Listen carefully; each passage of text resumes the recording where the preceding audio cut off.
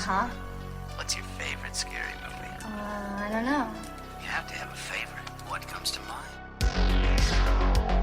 You are listening to Scream with Ryan C. Showers, the podcast for Scream fans just like you. Join Ryan every week as he takes a deep dive into the horror film series that defined the 90s and redefined the genre. Scream with Ryan C. Showers is your source for scene and quote analysis, character dissections, and the latest news about upcoming installments of the Scary Movie franchise. I hear you like horror movies, Kirby, but do you like them as much as him? Hello, everybody. Welcome to the Scream with Ryan C. Showers podcast, where the film critic meets the Scream fan twice a week, every Tuesday and Friday. I'm your host, Ryan C. Showers. Thank you for joining me for today's episode. Before I go any further, I need to thank the producers and administrators of Scream with Ryan C. Showers. First, I need to thank TJ Jones, who does all of the graphic design work from the podcast. Also, I need to thank Ashley Summers, Mark Vieira, Sarah Campbell, and Sam Levy for helping me keep the podcast and Patreon community afloat. Thank you to everybody who subscribes to the Patreon at any and every tier. I'm an independent entity, so any bit of support that comes into the Patreon goes back into the podcast. Joining the Patreon gets you ad-free and early access to every episode, as well as the opportunity to join the community of the show. We have group chats across social media. In particular, Instagram is really the hub of the podcast community. More importantly, joining the Patreon is the vessel in which you would use to come onto the podcast, either in a one-on-one situation with me or a small panel. In addition, there's a guaranteed invite every month to a big group Zoom recording about a Scream topic. An exciting feature of the podcast is the audio commentary episodes. Every Scream fan knows what it was like listening to Wes Craven do the audio commentaries for the original trilogy and Scream 4, with Marianne Maddalena and Kevin Williamson and Patrick Lussier. And what I'm trying to do for my Patreon subscribers is I am going to be performing an audio commentary of a Scream or a Scream-related movie, one per month, every month. And my goal is to try to approach these as I'm doing deep analytical analysis about the characters, about the themes, about just general reaction. So it's something that I'm really proud of and I hope continues to be a cherished part of the podcast. So the commentary is available as a normal podcast episode for anybody to listen to like they would any other podcast, but it will also be available as a video watch along. So everybody, please go over to Patreon, subscribe to Scream with RCS. I would be eternally grateful. So I need to go through and thank everybody over at Patreon who is subscribed as a stab investor or a daddy/mama Ghostface. So the daddy/mama Ghostface of the Patreon are Carrie Tenney, Brett Janovich, Corey Wilson, and Stevie Shears. The stab investors include Allie, Amar Karim, Tamika Jones, David D., Gustavo Mora, Jess Mariano, Joey Nobarini, aka The Vault, Josh Calamari, Josh Carr, Scream Queens podcast, both Josh and Justine, The Horror Project podcast, Kevin Abner, Mark Vieira, PWO5, aka Philip Douglas, Quentin Harrison, and Sam Levy. Ashley, welcome. Thank you so much. Well, so we are here, of course, for the Taylor Swift segment of the day. But before that, I need to ask Ashley, because the topic of this week's episode is what is your favorite kill in a Scream movie? So I recorded a big Zoom with the Patrons at the beginning of season 5, which was in June, where we discussed our favorite kills of the franchise. And Ashley wasn't able to be there, but she gave me her pick and we kind of kickstarted the conversation with it. Ashley, will you please tell the listener what your favorite kill is of the Scream franchise? It's Scream 4 in the fake opening. Lucy Hale. I love that kill. I love when she looks outside and you see the tree for the second moment and you get scared, and then you see Shanae Grimes taken out and then Lucy Hale, the way she falls, and I love how her hair gets stuck in the door hinge or from something from the lock of the door. And also, I am just a big Lucy Hale fan. I love her so much. I love that entire interaction between them, when she's that's Channing Tatum, or when she answers the phone and it's I want to cut you, it's Ghostface and she's just it's for you. I love Lucy Hale's delivery in that, and I often have thought if I was going to cast somebody in a new Scream, I thought, oh, Lucy Hale would be fun, and I go, wait, she's been in it, but it's such a short moment that I'm it's my favorite, but sometimes I even forget myself. But that would be my favorite. I am a Scream 4 lover and a Lucy Hale lover, and it just made one of the best moments ever. Well, and I like that death too. I mean, I like the Stab 6 opening a lot in general. It's my favorite of the Scream 4 openings. I love the first two so much. They're so great because there are people, right? And it feels really like a Kevin Williamson scene, in terms of the dialogue, the characters. It feels Dawson's Creek-ish. It feels Scream. I know what you did last summer, HBO. We love it. That being said, too, as it pertains to her death, it's a very bloody death. So she gets cut in the throat and there's so much blood. And she has a very dramatic death in the way that she like falls down onto the floor. So it's a really cool inspired pick, and I was happy that we were able to kick off the Zoom with this pick. So thanks, Ash. Yeah, I love it. So Ash, what is the Taylor Swift song of the day? The Taylor Swift song of the day is No Body, No Crime. This is on Evermore, which came out in 2020. It is track 6. It's written by Taylor Swift, produced by Taylor Swift and Aaron Dessner, and it truly is like a murder mystery. And it is about the death of a friend from the perspective of Taylor Swift and how she goes about getting a little bit of revenge. A little bit of revenge, Ash. A tiny bit of revenge. I thought this was such a fun song for this episode because we're talking about our favorite death, our favorite kill of the franchise. And this is a song that literally deals with murder in multiple murders and suspects and like the act of it and there's an alibi component. But this is one of my favorite songs. It's from Evermore, which is a favorite album of mine. You will get into the vibe of it. And like, honestly, it will surprise you. So I listen to this song and I can picture the movie. It's got like that Gone Girl type of vibe. And it seems like she just had a lot of fun writing this song of being like, what would I do? It's like in a fantasy world, what would I do if this happened to me? Like, you're not fantasizing that it's going to happen, but like if it did, what would I want to do versus maybe what I would actually. I think that it's so interesting that you said that it's like a movie, and I can't think of a better song of Taylor Swift's that she wrote that you can literally feel the story. You listening to this song is literally like watching a movie from the details of the characters, but also the plot. It is like there's a full-fledged storyline within this 4-minute song. And not only that, but it kind of circumvents any expectation you may have about what's actually going on. The ending, like I listened to this song a couple of times and it has a really catchy beat and music to it. And the sound effects and the production are really cool in terms of like the different noises she uses, like the ambulance and police cars. Like it's really cool. All of that aside, I didn't realize what happened at the very end until like I listened to it 5 times and was like, oh my God. So the plot of this is Taylor, and well, we're going to say Taylor, even though it's not Taylor, right? But Taylor, the narrator, has a best friend. Her name is Esty. So Esty is married, and then one day she just goes missing. And Taylor doesn't know what happened, but she starts noticing that the husband has a new girlfriend, a new younger side piece, whatever. And he's also buying all this expensive stuff, and it's assumed that she's dead because he has life insurance money now.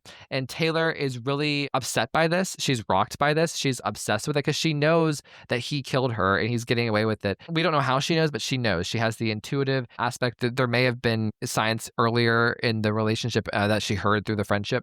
She feels so aggrieved by this. She feels so indignant about it. And she decides to take matters into her own hands. She ends up killing him herself. And she sets it up so that she has an alibi. She dumps the body and she pins it on the new mistress. And the nice thing is Taylor gets away with it. But the thing that I didn't really get the first couple times I was listening to it, because I was just so like into the song, was that Taylor killed the guy. I knew that the guy died. I didn't know that it was Taylor. I was like, it was her.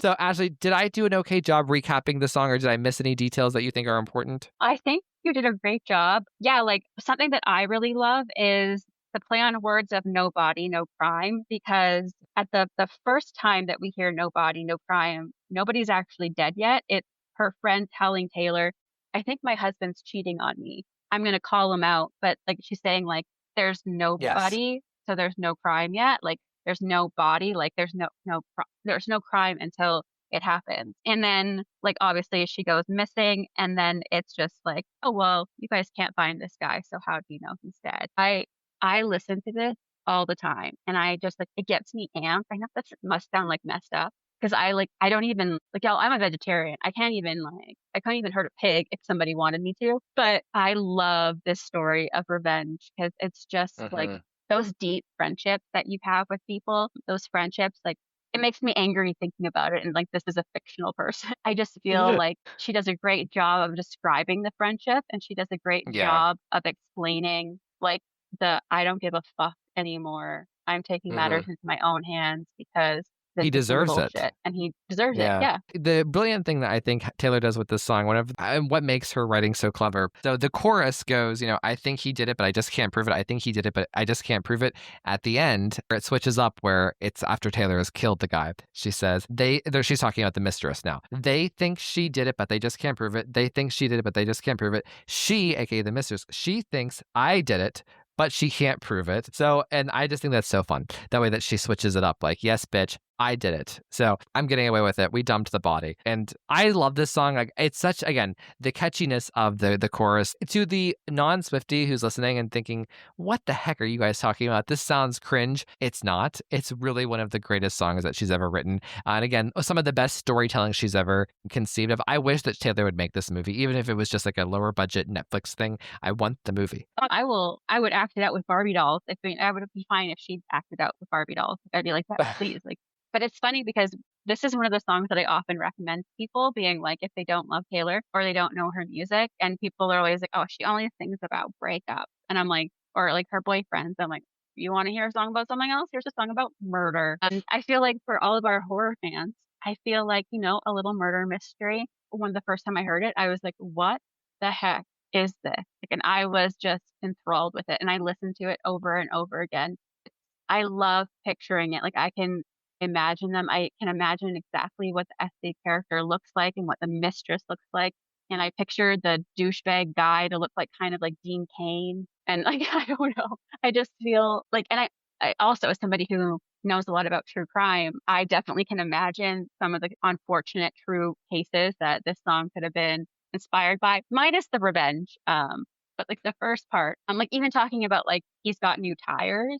Yeah, because he's got to replace the other ones because of like tread marks and tire marks, and The maybe evidence. something Yes. happened to them when he was doing his nefarious deeds. It's just such a fun way of explaining like the deep connection of friendship, female friendships, and what so many of us would be wanting to do if somebody ever touched a single hair or even the shoulder of somebody we love. Exactly. Ash, where can they find you online?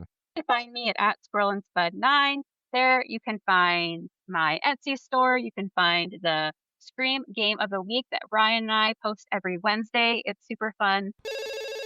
Hello, everybody, and welcome to Scream with Ryan C. Showers. I'm your host, Ryan C. Showers. Thank you for joining me for this group Zoom. So this is a very fun time because we are sitting here on June 24th, 2025. This is the season 5 premiere day. The episode with me and my friend Amar Karim went up today. We're going to do something a little bit different today. We're still going to be tackling all of the characters here, but instead we're going to be saying our favorite kill. So I'm sitting here with a big group of Patreons, and I am hoping more show up too. We are going to go through and say who our favorite kill is. And there's a twist though, so it's kind of a game.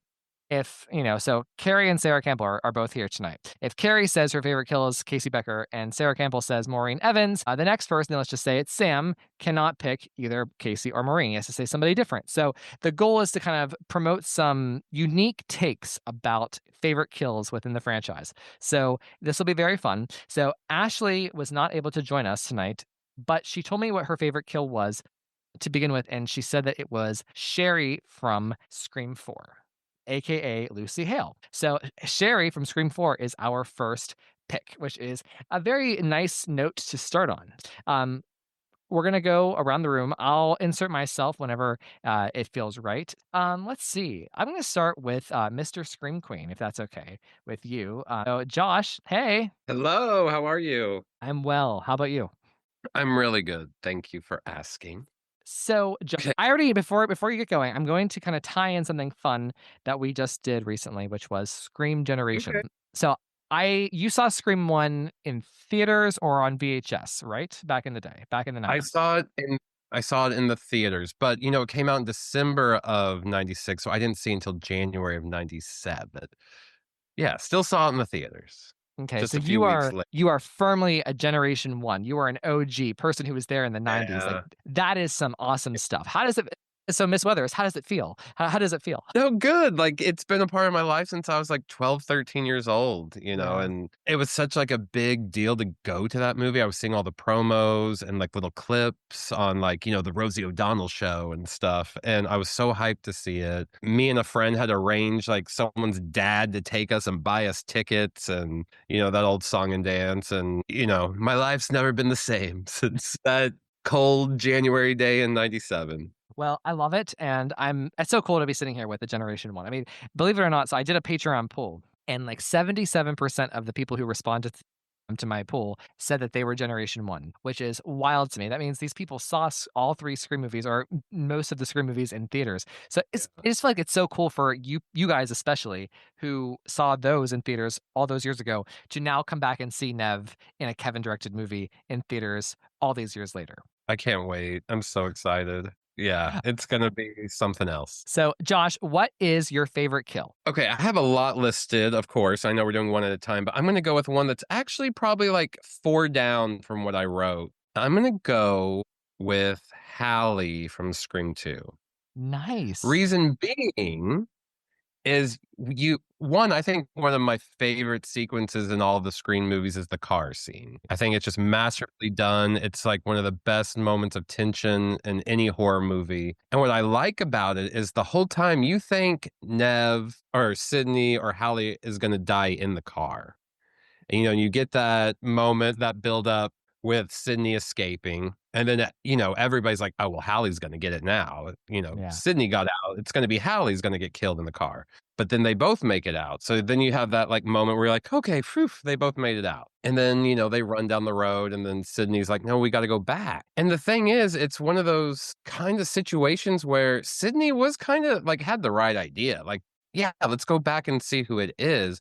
But then that idea that it led to Hallie's death, Right. and The fact that she was which is smart enough, right, to say that, and then it's Mhm. ironic. That's the beauty of Scream, and that's the beauty of the first two movies Exactly. especially. So, And great it's one of pick. those things in hindsight when you watch it, you're like, "No, don't go back. You're gonna get Hallie killed." But I watch so many like Scream series, like movie reactions on YouTube, and Mhm. almost every Scream reactor for Scream 2 is like on Sydney's side. Like, "Yeah, you gotta go back." And I'm like, "But Hallie's doomed." But Oh, makes sense for Sydney to wanna go back. But yeah, it does ultimately cost Hallie her life. Hallie should have gone with her, though. I agree. They should have been a unit together, whether they were staying or going. Yeah, Hallie's a yeah. great friend. I'm glad that she got some representation so early on. So cool, nice pick, Josh. Okay, let's Yeah, go thank over now let's go to Lucas. Lucas, how are you? I'm good. How are you? Good, good. So before we go, what generation are you? Okay, so I saw Scream on VHS right as Scream 2 was coming out on VHS. I was like 8 Generation or 1. 9. Oh my Yeah, so god. yeah, I was a youngin'. I thought you would have been in Generation 2. I know, like, Scream 4 is your baby, so it's like, Yeah. you probably wanted to be a Generation 3. Yeah. We love a I'm good with Generation being 1. I'm good with being 1. This makes 7 even more meaningful now, so Awesome. Well, so Lucas, who is your favorite kill? see, okay, my favorite kill is probably CeCe Cooper. Okay, interesting. Sarah Michelle Gellar. I think reason why is because everybody in my life knows I'm a huge Buffy fan, and whenever I've talked them into watching Scream 2. They're like, "Your girl's dying up there," and I was like, "I know, but it's not Buffy." I mean, it is, but it's not. It's nice, and, like, she is an iconic kill. People love that set piece, and I think it's one of Wes Craven's most suspenseful scenes he's ever directed, so we love SMG. I'm disappointed you didn't pick a Scream 4 kill. That's my second, actually, my second person, so maybe if we could go back around, I can give that one. I mean, I think the biggest kill in the franchise is the inclusions of 5 and 6, but I'm just kidding. Burn, okay. No, no, no, The just kidding, sort of. Oh my gosh, well, Lucas, thank you. Wow, Thank you. fluttered with that, with that. Let's go now to my good friend, Carrie Tenney. Hey, Carrie. Hey, how are you? And I know you. You're a Gen 1. Yeah, I was 17 years old when I saw Scream in theaters. I feel very young. I've never felt more like a annoying young person right now after 3 Gen 1 people. Wow, that's cool. Carrie, who would you say is your favorite kill? Well, I'm gonna go with my favorite kill that just shows you how vicious and evil, not evil, but just how scary Ghostface could be. I'm going with the Scream 4 kill, Hmm. Olivia Morris. All right. I was wondering, I thought she would be the first one picked, so we'd like it. Mm-hmm. I hope that whoever the big first kill in Act 1, like, the into Act 1. I hope that Kevin recreates something like Olivia Morris in Scream 7. Such a brutal scene. Oh my gosh. Nice pick. Nice pick. Cool. All right. Well, let's go now to my producer. So everybody, please welcome the crispy graphic design artist, the guy who tries to keep me in line, TJ Jones. Hey, TJ. Is my mic working? Your mic is working, bitch. Okay, first of all, I thought the whole point of this was like we can't pick ones that have already been picked. So how am I supposed to keep up with all the ones that have been picked? Bitch, I have a list and I could share it, but There's a thing fine. called the chat. You could toss it in the chat. We could see it, Okay. All right. All right, here we go. Now we're talking. Yeah. Okay. So, thoughts? My thoughts are there's a little too much Scream 4 in this list so far.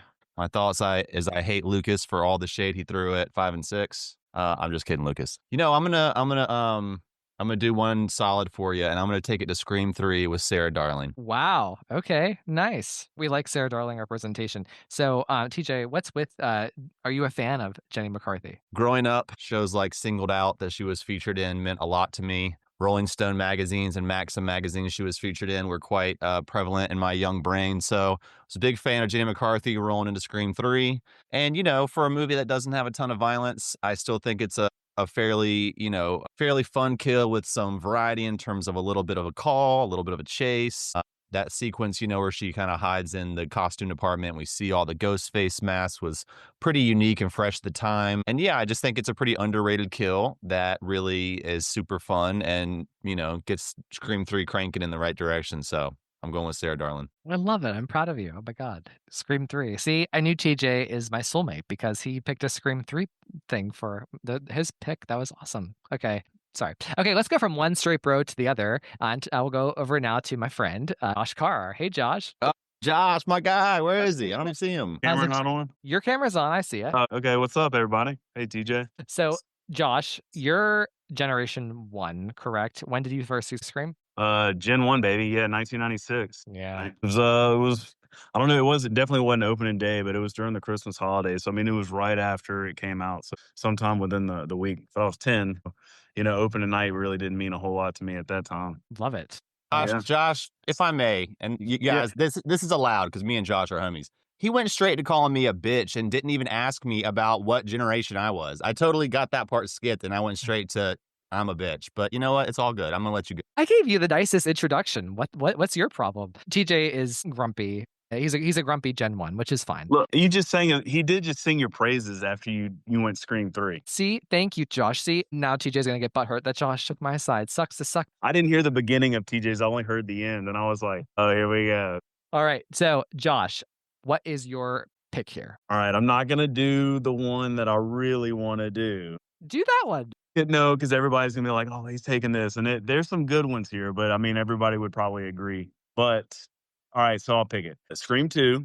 It's Dewey's fake out death. I mean, because in the moment, we all thought he was dead, and the reaction with Gail that get in really just fans of the movie and Dewey in general. Oh, not Dewey, not Dewey. So I mean, that moment carried a lot of weight. I don't know, something about that scene. I think that's probably my favorite scene of the entire series. Just the power in that moment, where you can't hear her, but you just hear the music and you see her face and you see him slide down. I mean, it's so good. Oh. So, well, I appreciate the creativity and keeping everybody on their toes because who would have thought, right? So I'll let this slide because it is a really amazing scene, and like that could have been his death scene. In some ways, I think that would have been a really great death scene for him. I agree. Like we could have done some interesting things with Gail in Scream 3. Like, and I just love the shot of Gail, Cotton, and Sydney at the end of Scream 2 because it's like those are the most important people to the Maureen Prescott story in Scream 3. So it's like a foreshadowing, a lead into that story, and Dewey isn't there. So I like it, Josh. I like it. Well, thanks. Look, I'm looking at your list so far, and I'm liking what I see. I'm seeing some variety here, so I like that. We've made it out of the top 5, and no one has said Casey Becker or Maureen Evans, and I'm a happy camper. Not that I don't want them to be picked. They are the two objectively best kills, but it's fun to have some variety. So somebody please pick them. Before I don't want to like end the Zoom without them being picked. That would be horrific. But And this is very similar to drafting. So like everybody's getting their picks before they go, and so somebody's like, somebody hasn't picked Casey Becker, and you kind of get excited. Is it going to get to me or not? So this is like kind of the drafting situation. I just feel like this Zoom just got very heterosexual and I don't like it. What is with you No, straights in drafting? Like, no, get it's over for. it. I'm just saying, like, it's fun to whoever's behind me and whoever's coming next is going. Is Casey Becker going to get to me? And that's what I'm saying. It's just similar to the drafting. Is she gonna fall? Look, that would probably be my pick. But you did come with the warning that was like, oh, we got to get the Casey Becker out of the way. So I'm thinking that's probably what everybody's thinking. Let me try to be different here. So Okay. Well, Josh, how wicked of you. I'm going to leave this for good. So let's move on now. But Josh, thank you so much. All right. Let's move on. Amar, are you there? Hello, how are you, fella? Oh my God. This is like 3 times in one day. I know, like the good old times. Well, so Amar, happy season 5 day. Thank you for coming to the Zoom and celebrating the premiere of season 5. You did an amazing job today. So happy to have you back on the podcast. Well, thank you for having me, my friend. And just to clarify, we have yet another Gen 1 person. What the heck? I feel like Gen Z. Like, oh my God, guys, this is serving cunt. So Amar, Well, yeah. what is your pick? Okay, so Ryan, and you see, okay, I have a few, right, and 2 or 3 of them have already been picked. So I thought, you know what? Don't go for an obvious big kill. So I've come up with one that would surprise you. I'm going to go for Officer Richard, Scream 2, the guy that's on the bonnet of the car, basically. And the reason I picked that one is because of the aftermath. When I watched that first time, and I'll go back, and it was 1998. Yes, I'm Gen 1, whatever. And I remember looking at it and thinking, how painful must that be? Because he's still squirming with the gun in his hand, and he's trying to shoot Ghostface. So for me, obviously it went through his brain, so I don't know how much he felt, but it was just brutal. And it didn't mean to be brutal. It's just Ghostface got lucky with that. And the fact that Hallie actually says it at the end, she's like, oh my God, the pipe went right through his eye.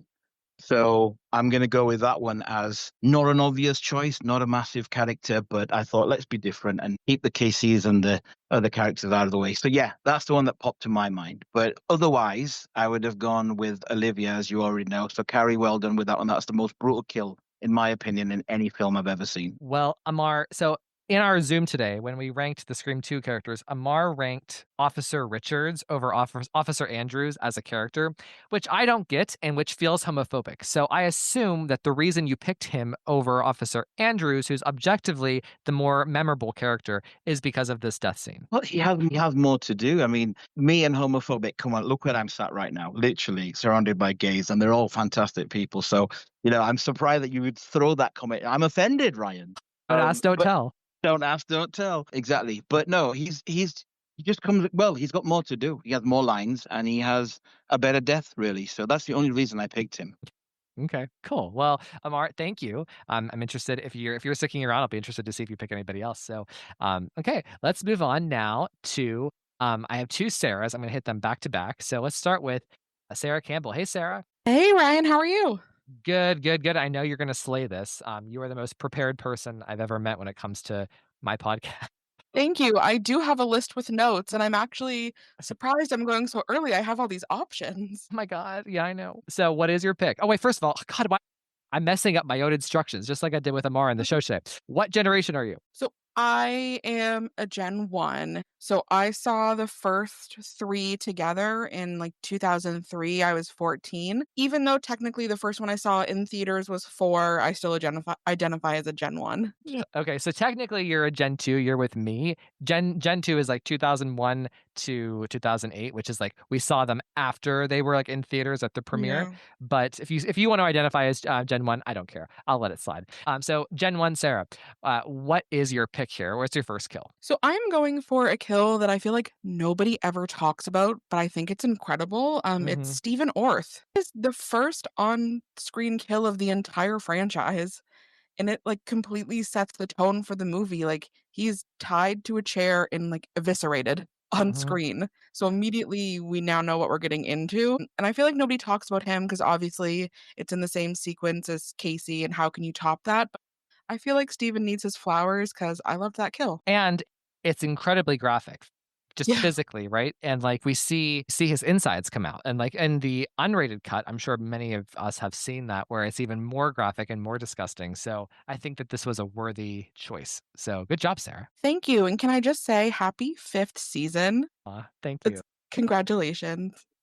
Thank you. And thank you for all you do. Thank you for all of you do for the podcast and just being a part, even just coming to the Zoom tonight. Like this is fun. This is a party. And like thank you all for just being a part of the Little Screen with Ryan C. Showers universe as we await these new movies. I love doing this podcast and I love each and every one of you individually for real. So thank you. Thanks. All right, let's go on now to Sarah from Australia. Hey, Sarah. Hi, I'm so happy to be here. I'm so glad that you're here. Oh my gosh. I feel like in the past couple of Zooms, you pop in and you listen and then you check out before I get to see you. So it's just like you always brighten up my day. It's just like you've like the most bubbly personality. I'm just like, oh, happy to be talking to Sarah. I'm so happy I could actually talk in this one. I feel like just as the time difference, I'm often at work. So I'm secretly listening to you guys chat at work. I feel quite sleuthy. It's quite cool. But I'm finally here and I'm talking. Love it. So Sarah, what generation are you? When did you first see I'm Scream? Gen 1. Yay.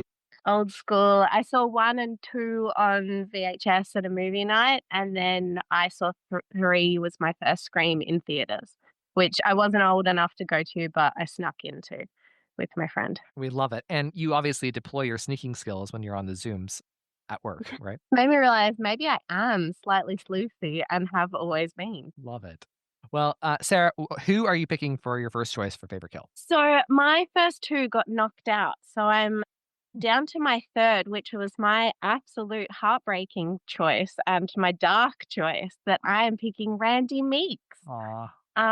Because it was the most shocking moment for me, especially as a Gen 1. I was like full in the thick of being, in love with Randy, and to have him die in daylight after such an epic phone call was such a shocking death. Like, I know it's not the most like gruesome and brutal, but I feel like it just shocked the audience that he was actually going and gone.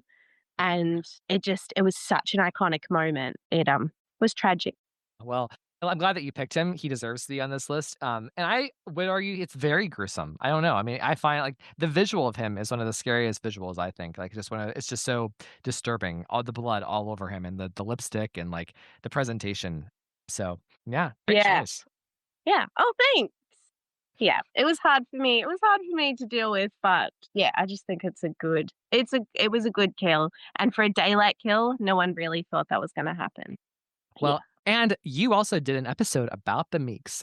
Me, you, and Amar back in the day. I don't remember our episode number, but that's actually a throwback. Yeah, it's such a good memory for me. I really loved being on that Zoom with you guys. Oh, well, all right, let's move on now to another person. I can't believe I love seeing all the Gen 1 people. It's so much fun. Let's go to Sam Levy. Hey. How are you all? Congratulations on season 5. It's amazing. Thank you. And so, Sam, you're Gen 1, right? I am. So you saw Scream 1 in theaters. I did. And I did. And it was one of the most amazing movie-going experiences of my life. And I'm so privileged being another Scream 4 death. So this death, it's so funny to me because it's both so shocking because of who it is, but it's so over the top that it makes me laugh every time. And that is absolutely getting stabbed through the mail slot. Listen, I will defend this kill. I love this bitch. I mean, the character could have been written a little bit better, but I love the kill. Was barely in it, but like it's Kate Roberts for everyone who doesn't know. We're talking about 2-time Oscar nominee Mary McDonnell. Like, what an absolute waste of her talent. But it is just but because of who she is and because she's like she's barely even there. Like she has like her deleted scenes provide more context than what we're left in with the film. But the actual death itself is so over the top that it's hilarious. And it gets me every single time. I love it. And like honestly, I do like this kill is actually what I think Scream 4. I know that there are some goofy kills in it, but like they are memorable as shit. I love the Scream 4 kills. Like, Kate, Jill, obviously Jill with the defibrillators, but like Trevor, I love the Scream 4 kills. So yeah. Trevor's one of my faves. I'm just teasing. I love I'm not the girl that you cheat on. Like, ooh. Yep. Put it in my veins, So, okay. Sam, we'll be back to you. So, okay. And let's see. Who's next? Let's go to, oh my gosh, Jess is here. Oh my God, Jess, hey. Hey, Ryan. What generation are you? I forget. Are you 1 or 2? Like, when did you first I'm see 1 Scream? because I'm 1 even though I was, like, only like 6 because my sister had the VHS. So that's how I saw Scream, like, the year after it came out. I love it. There's so much Gen 1 I hear. I'm seeing the pool make sense now where it's like I was like 77% of the Patreon's like Gen 1. How? And now I'm seeing it like so it's so cool. Welcome, Jess. Thank you. Happy to be here. All right. So what is your pick here? Oh, let me see. I have my list. Everyone's like, Ryan gave me homework. I came with a list. I'm teasing. I'm sorry, guys. So annoying. Yeah. No, I don't wanna pick anything from Scream 3, because I know the one I'm gonna pick, maybe it's yours, I don't know. But I You can think pick it for real. I'm gonna go with Derek. And I think why Derek? Because I think his kill is so impactful. It informs everything that we need to know about Sydney in Scream 3. It sets her up for that perfectly. It has wonderful symbolism, right? He's on the cross dying for the sins of the boyfriend's past, you know? Like it's sacrificial, it just works, works on so many different levels. It's so, dramatic. It brings the drama, it's operatic. And, Nev's acting in that scene is incredible. And it means so much when he turns to her and he says, I would have never hurt you. That's like his last words for her. It kills me every time because it's just like had such a profound effect on her. And then and after that, she's just, transferred against Mickey. So I think that's why it's one of my favorite deaths. It has everything. It has the drama, it has the set, the set design and the production value to it, but it's also so emotional. And I think that's where Scream is at. It's always firing at all cylinders. It has to have everything. And Derek's death is probably the best boyfriend death to me because it leaves an emotional mark with you. Yeah. Honestly, Derek was in my top 5 that I was gonna say tonight. So I love that you picked that. Jess and I, like, we are linked. Our brains are linked. I just feel like every time I talk to her, I feel like I'm hearing like the smartest parts of myself, but even smarter. So, I love it. He's he's on the cross, dying for the sins of the old boyfriend. Oh my God. Mind blown. Thanks, Jess. All right. Speaking of Scream 3 love, we're going to hit a couple of Scream 3 people now. I need to go to Detective Wallace herself. Speaking of Scream 3. So, Allie, hello. Welcome. Hey, I came prepared with notes. Just kidding. And Ryan gives homework. I wing it here. No notes. Okay, so The generation. first, did not see Scream 1 in the theater, but I saw it the summer of 97 on VHS, and then I saw 2 through the rest in the theater. Love it. I mean, We I'm a Gen 1. we love the all of these all of the Gen 1 ancestors like coming to lift up Scream. So, Allie, who are you picking for your favorite kill? First of all, how dare you take Kate Roberts from me? How dare you?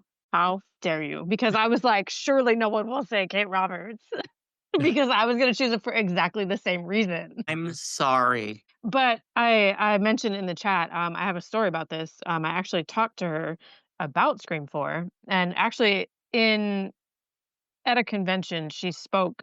I went to one of her panels, and she had said something about auditioning or being offered a role in Scream. And I was like, excuse me, what? So I asked her about it when I had a chance to go to her table for an autograph. And I was like, tell me more because iconic. Also, like, if you guys don't know her role in Battlestar Galactica, her character dies in the end, but that had just happened, right? I had just finished Battlestar Galactica like 6 months or so ish before Scream 4 came out, and I had to have one of my friends tell me. I was like, I need to mentally prepare because that was very emotional and traumatic. Anyways, I asked her about it and I was like, I would like to know more about it. And she had told me that she was originally offered a role in the first Scream, but bless her heart, she had the ick about the Weinsteins. Homegirl knew. She doesn't remember what she was offered like to read for. I maybe assuming Gale, just because it was 1996. I don't know for sure, but she said that Wes came to her for all of the rest of them and offered her roles in 1, 2, and 3, and then finally came back to her in 4. And that's the reason that she said she almost didn't want to do it because of them, but she took 4 because she thought that death was so interesting, being stabbed through the mail slot. We'd love it, and So I'm glad that she did come around. And so bless her for that. I'm gonna be that bitch, Casey Becker. okay, number Casey 12. Becker. I'm gonna drop it off the table right now. Sorry guys. It was so it was brutal, and just the heartbreak of her with the phone in her hand, and her mom could hear her through the phone. Just that's you're so close. And just the brutality of hanging from the tree. Also, it was just so iconic that was like the biggest plot twist. Like, we're gonna cast Drew Barrymore in our movie. Just kidding. She's the first kill. It was just so off the charts. Yeah. Well, I'm glad that someone put her on the table, and like the fact that we made it to number 12 without mentioning her is pretty dang good. So, Well, I was gonna go Randy, and then Kate was gonna be like my number one, but then I was like, Randy was pretty good too. So I was gonna say Randy, and then that's gone, and then Kate's gone. I'm gonna be that bitch. Casey Becker. Allie's the victor here. So, okay. Thank you, Allie. Let's go now over to Hoodie and then Brett. Hey, how are you? I'm good. How are you? Good. So, what generation are you? Gen 2, because I seen Woohoo. Scream 3 first, but 4 was the first one I seen in the movie theater. I'm a Gen 2 myself, and I'm a very proud Gen 2. So I'm happy to be locking arm in arms. And Sarah Campbell is like, ew, no, I identify as one. Love you, Sarah. Hoodie, what is your choice here? I'm gonna go Cotton. Ooh, nice. Care to expand? I love his death because he was the first like survivor that we got that got killed. Especially it was an opening, and it was, usually it's a girl opening scene kill, and then we finally got the guy opening scene kill. Yeah. And not only a guy, but like, the guy who was Yeah. the guy who saved the day the last time. It's kind of a frightening thing to think about, like where Scream 2 ends and where Scream 3 begins. So his death is so important for many reasons. Yeah, and it's because every opening, the first person you see usually is going to be the one that dies. So when they show Cotton, I'm like, he's gonna die first. But then I like the scene where Ghostface is like, it was a simple game, Cotton. All you had to do was tell me where Sydney was, and now you lose. And I don't know. I like that. I know that's a big. I remember your episode years ago, back in season 1. When you mentioned that quote. So love it. Cool, Hoodie. Thank you, and tell everybody where they can find your podcast. And you can find my podcast. It's Hoodie Talks Pod. It's on all the socials. Awesome. So thank you, Hoodie, so much. And also, I just have to like brag about Hoodie. Literally every single Tuesday and Friday, I get a message from Hoodie, not saying something about the episode, but also saying something about the Taylor Swift song of the day. But this dude really does his homework, and he listens and digests all the work that Ashley and I put into those little 10-15 minute segments here and there. So Hoodie, thank you so much. You're welcome. All right. The last but not least of the first round is Brett. Hey, Brett. Hi. And so what generation are you? I would have to say I am a 2, only because I watched the films on the original trilogy on VHS, and it was either 2002 or 2003, one of the two. Mm-hmm. Cool. That's how young I was when I first watched the movies. Interesting. Well, I love that we have another Gen 2 person. I was kind of curious, is he going to be a Gen 2 or 3? Unfortunately, now this means that we have no Gen 3 or 4 or 5 here on the Zoom tonight, but that's fine. This is a Gen 1 and 2 podcast. Let's be real, with a dash of 3. Pretty much all the OG, all the people who actually grew up watching all these on VHS and owning them. The VHS era. Oh my God. So, Brett, what is your pick here? My pick would have to be Maureen Evans. Okay, good. We're getting them out of the way. I love it. I really, every time I would watch Scream 2, I honestly always get goosebumps over the whole hill because you don't expect it in front of everybody. So I'm gonna go next, just to just so I get a turn too. Oh my God. Okay, I'm going with. This is actually surprising because if you listen to the podcast, you would think that I'm about to pick Jennifer Jolie. I'm not. I'm going to pick Roman Bridger. And I feel like we forget about him because there are like 2 little eras of his death, which are, of course, Sydney stabbing him 3 times, holding his hand. Then, my favorite moment, but then him getting up and Dewey shooting him in the head. And I love both of them. And I think for some reason people kind of forget, like, this is kind of a great killer death. Not only do you have that emotional handhold, right? And Sydney's like with the ice pick, it's Basic Instinct. It goes all the way back to Scream 1. There's a feminist message in there. And it's the sibling on sibling death. Like that's personal. It's very intimate. And then, of course, I do like, some people don't like that he jumps up. I do. I think I think it's a nice little cherry on top of like, the killer always comes back. And I like that Dewey gets a moment to be the hero. And I think Wes Craven does an amazing job directing it. So I'm going to put Ryan C. Showers. I knew you were going to pick that, by the way. I couldn't take it from you. I knew it was going to be Roman. Thank you. I've actually never mentioned like about like whenever I answer this on the podcast, sometimes like I always say Jennifer. So I forgot. I was like, you know what? This is it. So Jess, see again, our brains are connected, my friend. I almost said it, Ryan. I literally just texted you. I almost said it, and then I was like, I don't know if we're including killers. Oh yeah, you I don't know can. if And we're including killers. listen, I gave everybody an opportunity before I went. So, I was like, because I thought Allie would pick him. I was like, whenever she when she said Kate was picked, I was like, okay, she's going to pick Roman because she loves Roman. And you didn't. So, beat you to it. All right. Let's start over from the beginning now. We'll probably have time to get through. Everybody will get a second choice here. So, okay, we're starting with Mr. Scream Queens podcast.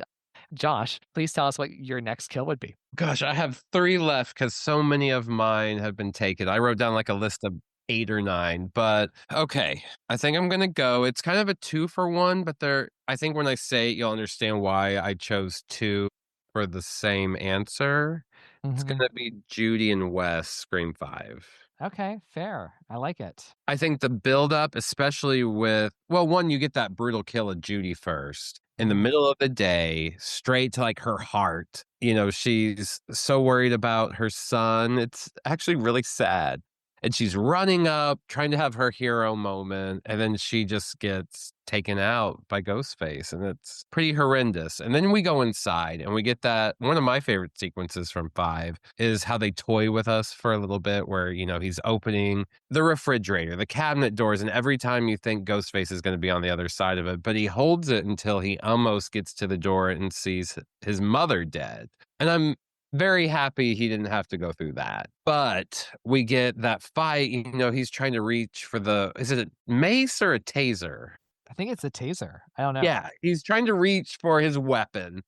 But then you get that really brutal knife shot to the neck, and you see it go through the neck. And it's also just really good, like, makeup and special effects. And yeah, it's also a sad moment because it kind of brings, Melissa Barrera's character, Sam, back into the fold. She's, you can tell upset about it because she's known them since they were children. And I mean, she's probably not upset about Judy because Judy's giving her a hard time. But yeah, then it's also starts the catalyst for one of the worst deaths ever, Dewey. But yeah, that scene, Judy and Wes, Scream 5. I like that you brought up Sam because Sam, if you remember, Wes is the one who calls her to come back to town. So it's like, I think that's part of like what makes Wes an interesting character is the fact that he shows he has heart and he's thoughtful in that way. And he connects with Sam and Tara and he's kind of doing the adult thing by bringing Sam back, So I like that you mentioned Sam here. It's an amazing sequence. And Judy in particular, like, I think that this kill does not get talked about enough, but it's very emotional. It's shocking. The call is amazing. I wish that they gave Judy more to do in Scream 5, but it's such a great sequence. So I especially love her line that I'm a fan of musicals, or animated movies and musicals. All right, Lucas, what is your choice here? Okay, my second is Rebecca Walters from Scream 4. The parking garage, that creeps me out. I think it creeps a lot of people out. But it also makes me laugh because I start quoting her throughout the whole movie whenever I'm in a parking garage. I'll say like, fuck me, wow, or something. Probably shouldn't say that out loud, but no. Well. You can totally say it out loud. I say it all the time. So yeah, I love her. I love that scene. It's brutal in its own way. And then the follow-up of her being thrown off the roof. And then another follow-up is when Jill says to Sydney, sorry about your publicist. It's like a little wink moment. I love it. Love it. Well, so let's talk about Rebecca's death just for a quick second, because there's a lot of creepiness about it. Like, there's the creepiness of being alone in a parking garage, but also like the weird way Ghostface puts the knife in her and just lets it sit there, and she kind of just slowly starts to slide down. There's almost like something like sexual, like sensual about the scene, like creepy, and that's part of the creep factor. It's something that's perverse very in a way. Yeah, it's something very like unique about that kill that I can't really say about many other kills in Scream. Yeah, definitely. I love it. It's great. And she is an underrated character. She's a queen. I feel like her and Gail would be best friends outside of that universe. I wish that we would have gotten more of Rebecca. Like, I'm glad that Rebecca lasted as long as she did, but like, she is so much fun. Alison Brie commits to that character, and just like, I love dark, cynical people like that. I feel like they live in the real world. I can't stand these like toxically positive people who are just like, ooh, heads in the cloud, but she is not. I love that. So. Yeah, no, she's a queen. Well, Lucas, thank you so much for coming. Well, thank you, Ryan. Awesome. So, okay, next up, we're going back to my friend Carrie. Hey, Care. All right, what you got for us? Well, I wanted to say real quick, your pick, Roman Bridger. Uh-huh. Yeah, your favorite episode of Dawson's Creek. Yes. The Friday the 13th episode where I feel it was Scott Foley in training for 3. Whatever. So, Carrie, explain, what is that episode? Let's just talk about that for a second. So season 1 of Dawson's Creek, if you find it, it's called The Scare. It was originally called Friday the 13th, where it's Friday the 13th, and Dawson is having a quote unquote seance at his house with all kinds of like little gags and everything. And there's a lady killer, a serial killer out on the loose. And Scott Foley is trying to basically get with Michelle Williams' character, trying to impress her like she's impressed by Dawson's. He's the one who's giving her a call and writing notes like "You're going to die tonight" and stuff like that. So they do this episode. So Kevin Williamson obviously created Dawson's Creek, and it became a really big show in the 90s. And Scott Foley was on Dawson's Creek in season 1. He wasn't a regular, but he was a reoccurring actor. And so they, in this episode, because Kevin was so famous for Scream, and I know what she did last summer, they did a horror episode. So there's a lot of Scream references in this episode, and basically there's a ghost face, and we don't know who the killer is, and it turns out to be Scott Foley. And this episode came out in 98 or 99? Early 98. So again, before Scream 3, so there's almost something poetic in the fact that like Scott was a ghost face on Kevin's show, and then came to be the ghost face in the real Scream 3. And then I say to you often, Tara, what in the world was she doing watching that episode alone in the hospital in Scream 5? Literally. So just for perspective's sake, this Halloween episode, this Friday the 13th episode that Carrie and I are talking about, where Roman is the killer, we see Scott Foley in Scream 5. Tara's watching that episode of Dawson's Creek. So it's a cool moment, very meta. And I didn't really get how meta it was until Carrie made me watch Dawson's Creek. I'm still getting through it, but that is a great episode. But my favorite kill, you would put in parentheses marks, because for 11 years, it was, we thought she was dead. I'm Kirby Reed in Scream 4. Scream 4 is getting a lot of love tonight. Especially with the call. Yeah. Yeah. Well, I'm glad that you mentioned her, because like I was definitely somebody like who categorically thought she was dead. I'm like, okay, she's gone. And so it's nice that she came back. Like I think she's one of the brighter spots of Scream 6 for me. So, and that, that moment, right, where she gets killed, it's such a climactic thing after the phone call. And it's a surprise because it's a killer reveal.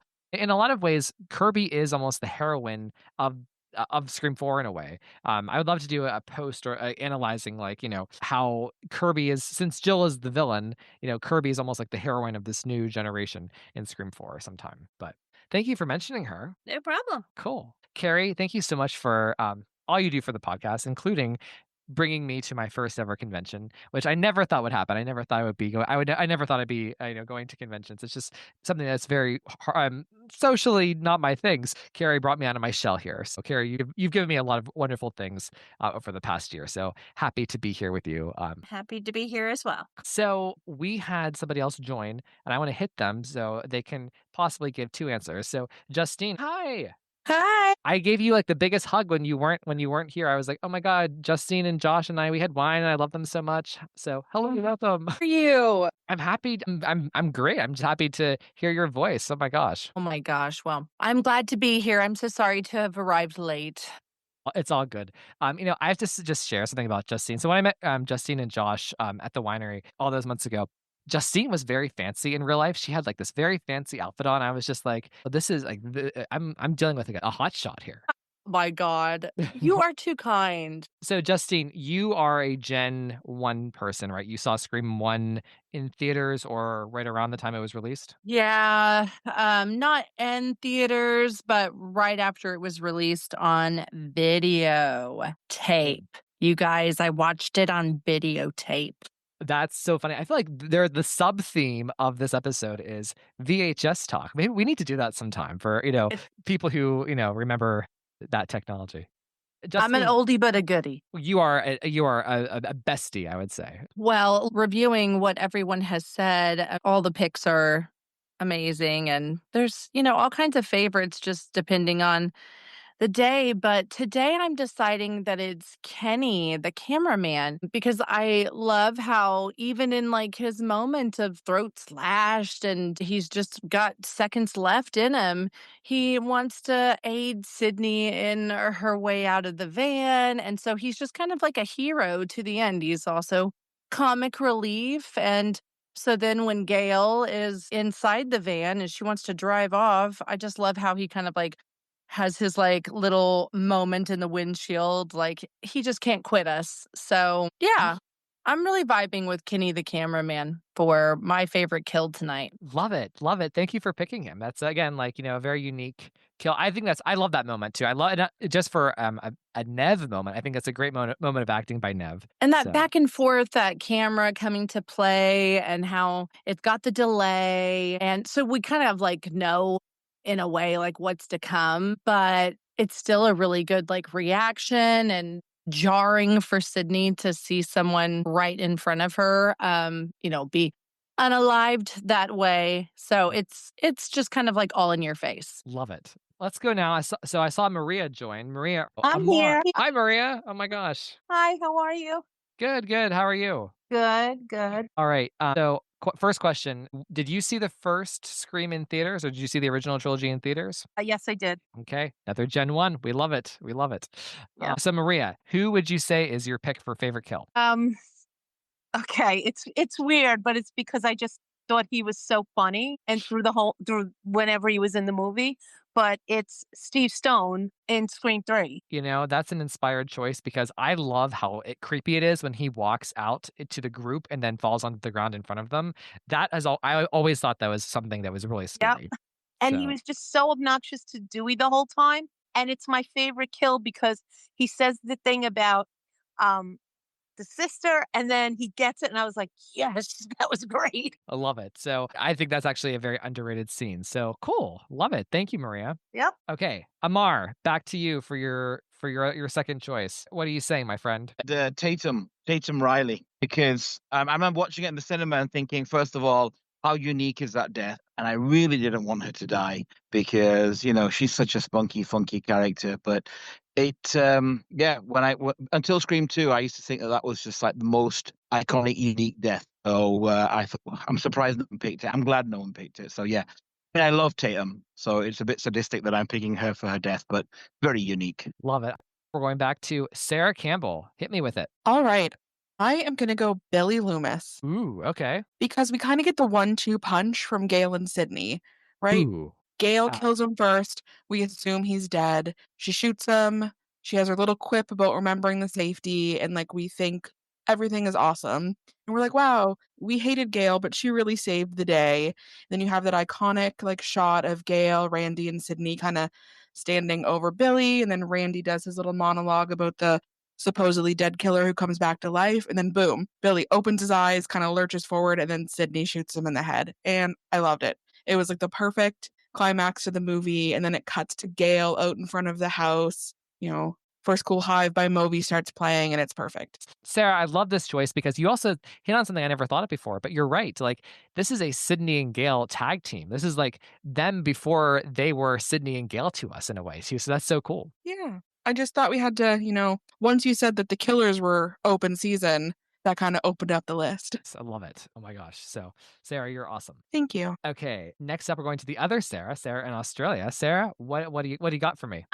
Well, I just have to say I was really shocked. I loved that answer by the other Sarah. I also feel like me and the other Sarah are somewhat connected. 'Cause as she was talking, I was like, I have been sitting not on Billy, but I've been sitting on Mickey as my next kill because I love that scene. And as Love she it. was talking about the Sydney and Gail team up, my favorite part is just where they shower him with bullets when he gets back up. And that moment where Cotton is like so terrified by these women and he's just like, whoa, that is a love Mickey's death in the way that I love the enthusiasm that he has for going to trial and being a killer that's like goes down in history. And Mrs. Loomis is just like, she has a plan and she's psychotic and she's like, no, Mickey. Well, Sarah, I love that choice because so Mickey was one of my favorite deaths, like top 3 for a long time because of the Sydney and Gail aspect, because it's a bit of a surprise because we're so focused on Mrs. Loomis. Great choice. And if you think about it, Mickey got shot. He got taken down by 3 women. He got taken down first by Mrs. Loomis and then Sydney and Gail. I love that moment of like sisterhood for them. And that like their relationship is evolving. And I think that moment is something like they wouldn't have gotten to that hug in Scream 3 in the police station when they reunite without that moment where they get to shoot Mickey down. Absolutely. I feel like it was a very clear moment of connection between the two, and it kind of cemented somewhat like a friendship connection from then on. So yeah, I love that moment. Awesome. Okay, thank you, Sarah. All right, let's see. Next up is Sam. What you got for me? Okay, yeah, I'm just gonna go basic. Just because it could I could have gone in 2 different directions here, but I'll leave somebody else to go in that direction if they think of it. As far as I'm gonna go, Stu Macher's death is so satisfying to me. Okay. Really is.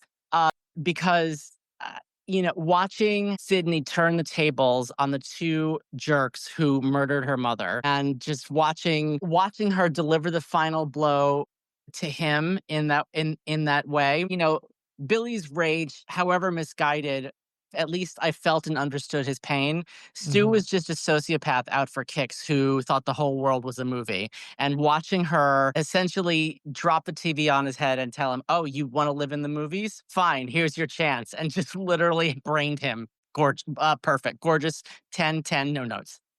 The whole theme is about like meta and scary movies, and how Stu dies is by a scary movie, by the TV literally falling on top of him. There's something so poetic about that. So thank you for Yes. picking him.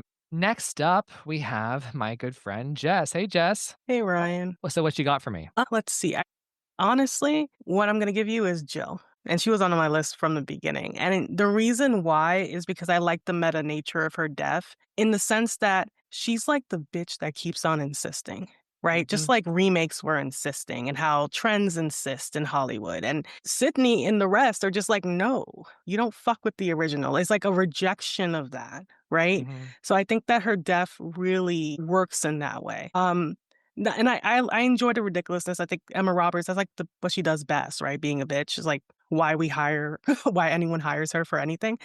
She's just so great in roles like that. But yeah, I feel like I just like that it wasn't just defeating the ghost face. It was defeating almost like this trend that was threatening to it did. It kind of infected almost every horror movie out there that was viable. But yeah, Jill for sure. I just think that she got to have a great time as a killer, more so than most. She really got to do it all in that movie. And the buildup of the clear is iconic, and it's fun, it's snappy, and there's some comedy there, but there's also some thrill. So I love that Jill Roberts gets a mention here. So thank you, Jess. No problem. Okay, let's go over now to Allie. Allie, what you got for me? Maureen Roberts. Maureen Prescott. How is no one okay? We don't see it, but none of this would have happened without her death. And give me a flashback. I want a flashback in 7 so bad. Give it to me. I mean, we get like the hint of it on the Stab 3 set, Return to Woodsboro, but none of the other kills would have happened if it wasn't for Maureen. So Maureen Roberts, Maureen Prescott. Yeah. Lorena Reynolds. Well, you know what? This bitch means the world to me. I love her story so much, and I love how she's used in the original trilogy. So I'm glad she gets representation here. Thank you, Allie. Yes. Okay, next up, Hoodie. Jennifer Jolie. Like, you didn't really like her at first, but then, she grows on you. So it's like you finally get to like her, and then she ends up getting killed. And it's like, no. Well, that, and I love like the two-way mirrors. It's such an interesting visual, right? But there's also meaning behind it because of the fact of who we learn John Milton is and how much of a creepy guy he was and these parties he had. And I just think that it's such a scary thing too, is like the way that Ghostface just quietly chases after her, quietly walks, almost patiently walks to get her. There's something very creepy in that. And I love the way that it cuts with the editing and like Dewey shooting the gun and Gail and Jennifer screaming, and it's a wonderful sequence. So cool. Next up, Brett. What you got for me? I'm going to pick Mrs. Loomis. Okay. Cool. I really loved her death. As a wise bitch once said, just in case, you know? Just in case, yes, just in Justine, are you still with us? Yep, I'm here. Okay, so what you got for me? My next favorite kill? Okay, I have been kind of thinking on this, and Samara Weaving's character from Scream 6, I kind of like that very playful, luring, getting her into the alleyway, and then just that right out the gate kind of reveal of a ghost face. It was unlike a lot of other kills. Yeah, I'm gonna go with that. I like this because now all 6 movies have representations. That's really good. Also, that kill is somewhat reminiscent of Helen Shivers in I Know What You Did Last Summer. And Samara has an amazing scream, and we love her outfit. So nice pick. Well, thank you, my love. All right, let's go over now to Maria. Maria, what you got for me? Charlie Walker. Charlie Walker. Okay, interesting. Tell me more. He didn't see it coming. He really thought he was going to be the hero with Jill. He never expected it. And he was just, so I think he was upset that he had to kill Kirby. Well, so supposedly kill Kirby. But then he had hope that Jill was going to be his woman, and he just didn't see it coming. That's true. And I love that because we see Jill actually doing the stabbing, because she's kind of like this evil genius, right? And it's just fun to see her taking that initiative. And so And she's just like, no, it's only me. She's got that look on her face like, please get away. Yeah. Love it. Okay, I'm going to pick for my last pick is going to be, I'm going to give 2. And that is, they are, I should say, Amber Freeman and we're going to do Richie Kirsch. Despite some people having issues with certain kills, I should say, in Scream 5, I think the one thing that Scream 5 is great at is both of the killer deaths. They're both very original and inventive. I love the fact that Amber gets set on fire by Gale Weathers. I love the fact that we have two storylines going on. We have Sam versus Richie and Amber versus Sydney and Gale. For me, I think Amber having that fight with Sydney and Gale where she goes over the counter and Gale punches her in the face, and then it leads to Gale getting to avenge Dewey's death. That to me is beautiful. And the fire is just like the cherry on top. It's just so, it's never been done before. It's so cool. So we love that. So I'm putting her here. Then for Richie, Sam, this is, in my opinion, this is Sam's most iconic moment. I think this is the Sam Carpenter moment of her time in the franchise, and it's her. I've always seen this moment as Sam using her powers for good. For however much she's struggling with her identity, not only does she get to triumph over the killer, but she gets to have that full circle character moment, killing him in a vile, vicious, brutal, disgusting way, and stabbing him so many times. It's a really wonderful kill. So we're going to end here with the 2 Scream 5. All right, everybody, thank you so much for this game. This was fun.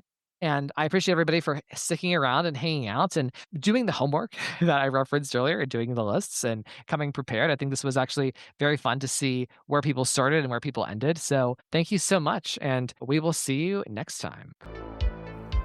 All copyrighted material used or referenced in this show belong to their rightful owners and made possible by the Fair Use Act.